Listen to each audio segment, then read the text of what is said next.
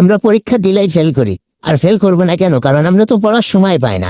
365 দিনে 1 বছর, আর এই 1 বছরের মধ্যে 52 দিন থাকে এখানে শুক্রবার। আর এই শুক্রবার বাদ দিলে থাকে কত? 313 দিন। এর মধ্যে শীতকাল, গ্রীষ্মকাল, বর্ষাকাল বাবু ছুটি থাকে কমপক্ষে 50 দিন। আর এই 50 দিন বাদ দিলে থাকে কত? 263 দিন।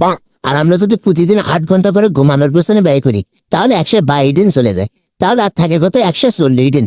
আবার আমরা যদি 1 ঘন্টা করে খেলাধুলার পেছনে ব্যয় করি, তাহলে 15 দিন চলে যায়। তাহলে আর থাকে কত? 126 দিন।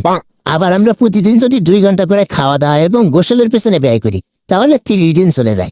আর থাকে কত? 96 দিন। আবার আমরা যদি প্রতিদিন 1 ঘন্টা করে কথা বলার পেছনে ব্যয় করি, তাহলে 15 দিন চলে যায়। আর থাকে কত? 81 দিন। আবার আমরা বছরে খালি পরীক্ষাতে 35 দিন।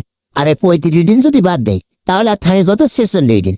আবার বছরে ঈদ আছে, বিভিন্ন উৎসব আছে এবং কনসার্ট আছে, বাবু 40 দিন চলে যায়। তাহলে আর থাকে কত? মাত্র 6 দিন।